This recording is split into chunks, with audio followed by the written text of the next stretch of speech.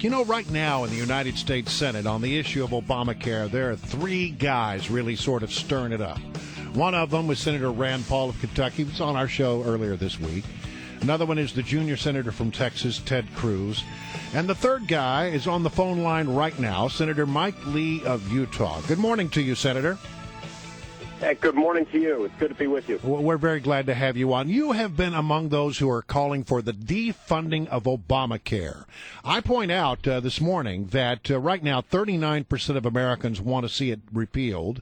54% of Americans surveyed by CBS News say they disapprove of Obamacare. And this comes at a time when the President of the United States has a sagging approval rating of 45%. So concerned about Obamacare and what Democrats are going to hear when they go home for the August recess that he came to Capitol Hill for the primary purpose yesterday of trying to buck them up to stand behind him on the Affordable Care Act. How far should Republicans be prepared to go in their effort to defund Obamacare? You know, I think this is the battle of our time. I think this is something that we've got to fight until there's no other fight left to have. I mean, look, this law is going to be terrible. It's going to make health care less affordable for Americans who are already cash-strapped. In addition to this, we've seen the president now rewrite the law twice, telling hardworking Americans that they'll have to comply with the law's harsh individual mandate or face harsh penalties under federal law. Meanwhile, he's created a massive carve-out for big business.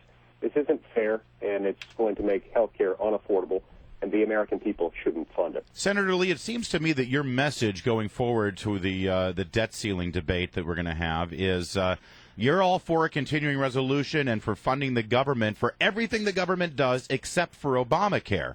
That this is, it's unpopular. It's going to be a train wreck. The administration themselves, they've already cut out the employer mandate. So let's set Obamacare aside and we'll go ahead and we'll fund the government. And that puts the Democrats in the position of saying, nope, we want to shut down the government unless we fund Obamacare. Do you have any hope that that's actually what the narrative and political message that comes out of the Republican Party will actually be? Or will it just be, oh, those Republicans are obstructionists and they're shutting down the government?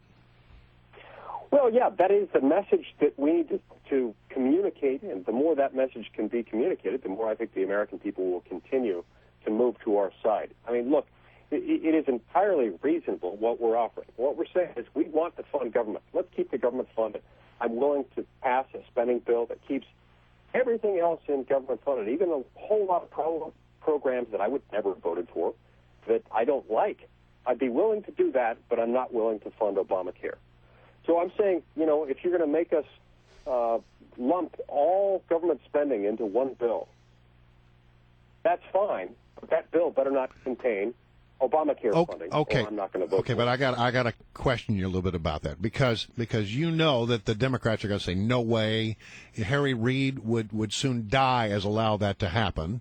So that's not going to be the case. They will put it and say, okay, then we're just not going to pass this bill. We're not going to go that way. So how far should Republicans be prepared to go? Are you prepared to actually shut down the government if that's what it takes to stop future funding of Obamacare? Because it seems like that's where it would be headed ultimately. Okay, well, I think you're looking at the question from one angle. The question I would ask is, would Harry Reid really be willing to shut down the government? I think he would. Simply because he wants to defend a law that is increasingly unpopular among Americans. Americans increasingly don't like. Do you have confidence that he would back away? Mandate. Well, I think when it came right down to it, he would have a hard time defending this indefensible law that the president himself has said is not ready to be implemented. He'd have a tough time defending that law by shutting down the government simply because you couldn't get everything funded. I mean, that's the opposite of the sort of compromise position that the Democrats are always wanting to present themselves as embracing. Senator Mike Lee of Utah is our guest, and I know we've heard that Republicans are concerned about your position, Senator Lee, because they think that it will mean trouble for them at re-election time. I recognize, of course, their job isn't to get re-elected. Their job is to do what the people who put them there want them to do. But what kind of resistance are you getting from Republicans?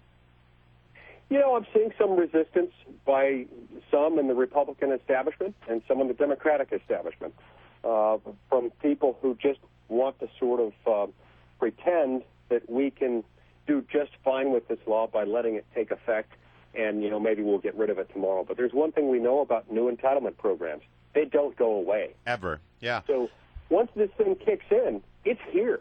And this entitlement program was sold to the American people on three huge lies. Number one, it won't raise taxes. Well, the individual mandate, the only reason it's law right now and constitutional is because it was a huge tax. Number two, you can keep your doctor. Well, we know now that people aren't able to keep their doctor. And number three, that it won't increase the deficit. And the CBC has come through with a whole new estimation that it does increase the deficit. So can't you go to your Democrat colleagues and say, hey, you were lied to. It's okay. We understand. But now's your chance to right this wrong. Yeah, and I have gone to them, and I've gone to everyone else in the Senate. And at this point, the Democrats aren't buying it. The Democrats aren't going along with it because they're going along with everything else this president has done, even the things that aren't true. So that's why Republicans are going to have to stand up. Republicans overwhelmingly, in fact, Republicans in Congress universally oppose Obamacare.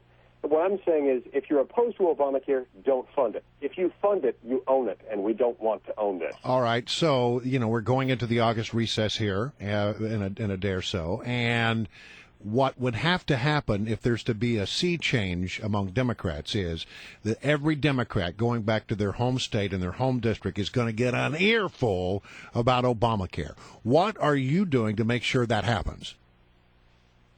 Well, I'm doing everything I can to drive people to a website that we've set up specifically for this purpose. It's don'tfundit.com, encouraging them to go there and, regardless of what state they're in, to sign on to a petition to encourage their members of Congress to support not funding Obamacare.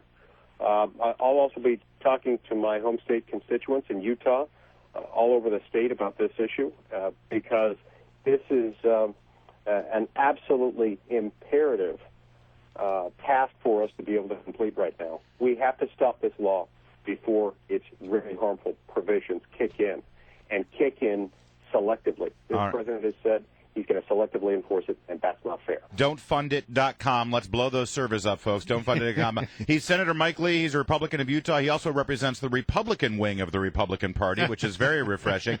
He also has a book. It's called Why John Roberts Was Wrong About Health Care, a conservative critique of the Supreme Court's Obamacare ruling. He knows his Obamacare. That's the reason he's in the Senate, so get that book. It's going to inform you. All right, Senator, thank you so much for joining us. We greatly appreciate it.